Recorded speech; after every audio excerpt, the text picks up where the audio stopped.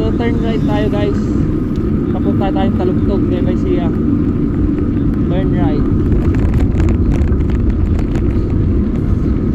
Ha? Pwede. O diretso na tayo. Meron ding pagkainan doon, malapit na lang. Oo. Okay, turn left guys. Tara, turn left. Parking tayo dyan oh.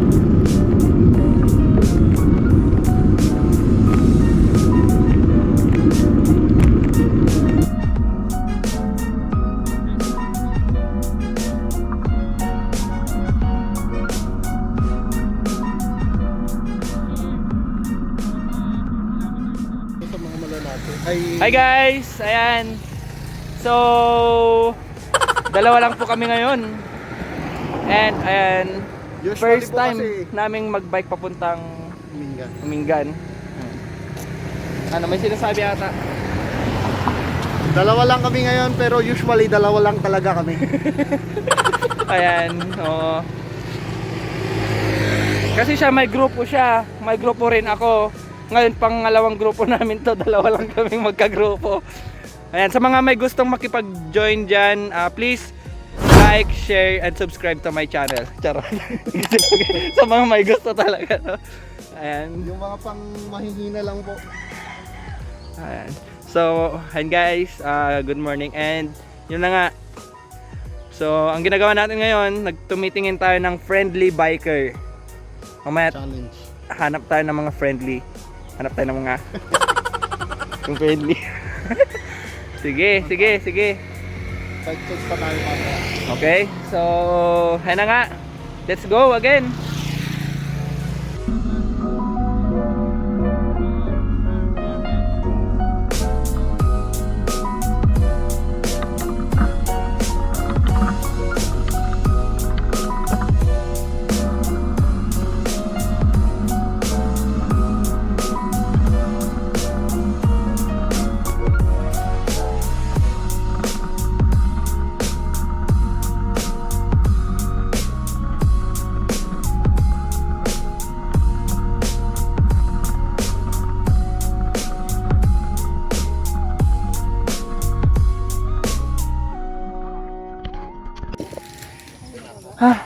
So ayan guys, andito na kami sa may kwan, sa may, ano tawag dito pre?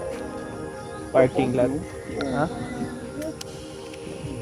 Mamaya i-try namin umikot at ipakita namin sa inyo kung ano ang tsura ng lugar na to.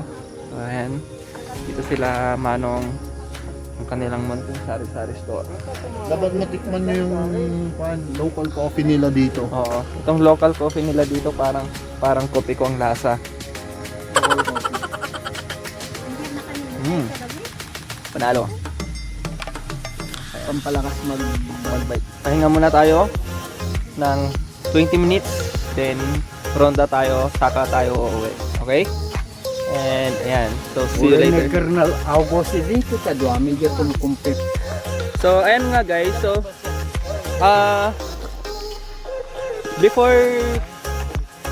before ko kayo i-tour dito sa mini chocolate hills ng Umingan, meron lang akong trivia sa inyo guys, no? Na napulot ko or ano ba ang tamang term doon, pre? Na kwento na ni ayan si Uncle dito. Yan. May-ari ng lupa. Siya po ang tagapamahala dito. At yeah. So, unang trivia guys, kung bakit merong merong curfew. 'Di ba? As part of safety protocols nga naman ng ating government, dapat before gumabi, kailangan nakauwi na tayo sa ating mga tahanan. So, dito po may curfew po sila dito from 5 AM to 5 PM. So 5 to 5 po 'yan. So dapat pagkasapit ng alas 5 ng hapon, clear na po itong lugar na to at kung hindi po ay pwede po kayong mapatawan ng penalty. And pangalawa, guys, sasabihin ko lang sa inyo na ito sila uncle at sila auntie, sila po yung caretaker na rin ng lugar na to dahil nga sila po yung naglilinis dito. So pakiusap lang po. Original na lugar. Puraw ng Balkan. Bakit Okay. natawag ng puraw? Kasi may puraw na kusa. Kumsa. Yan nga. Oh guys, Local legend. yeah.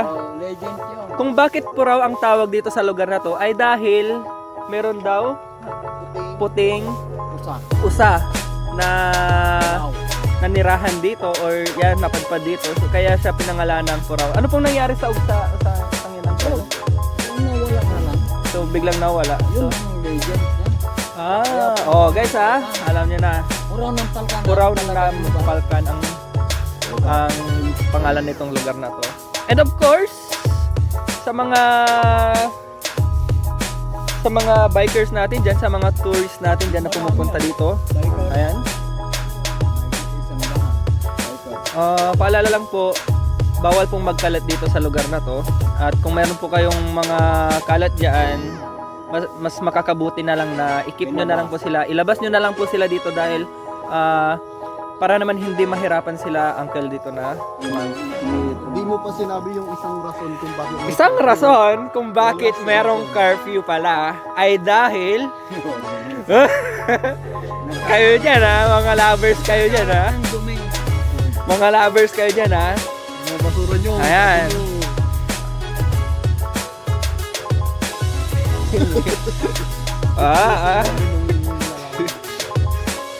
Mga lovers dyan, especially yung mga bawal na po ang gabi dito. Alam niyo kung bakit? Short time sila eh.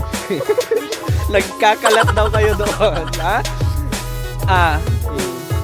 sa mga nakakapanood nito, kung isa man kayo doon, Huli kayo. nakita na yung kalat ninyo. Ayan. So, yun guys, Hindi no? maganda. Yeah, hindi po talaga maganda. Kaya pinawal na. Ayan, sa uncle na mismo nagsasabi siya. Ano palang pangalan ni Uncle? Hindi natin Ayan. natin.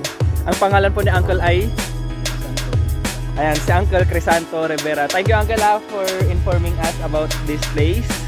And so ayan guys. Puro bike or puro pasyal. Dapat history rin ng lugar. Oo. Anong meron. Kaya puraw ng Balkan para mapanila, mahanap nila ng Balkan talaga ito.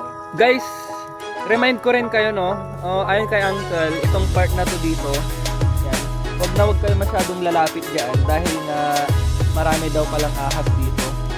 So, kung akala nyo safe kayo diyan sa part na yan, nagkakamali po kayo.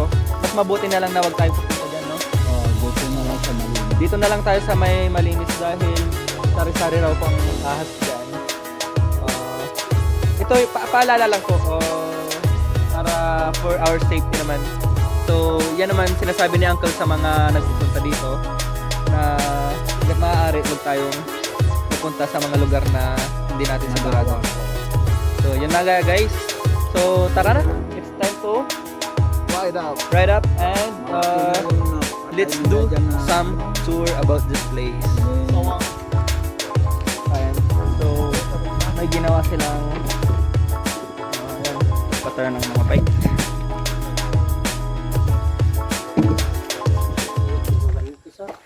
Okay.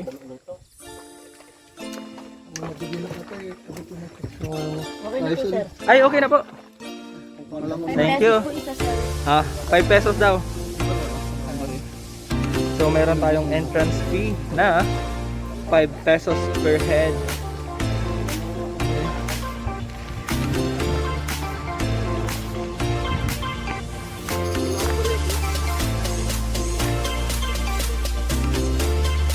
So, thanks. So, 5 pesos each, guys. So, mag-prepare kayo ng 5 pesos. Huwag kayong pupunta dito nang wala kayong dalang 5 pesos. Baka hindi kayo makapasok.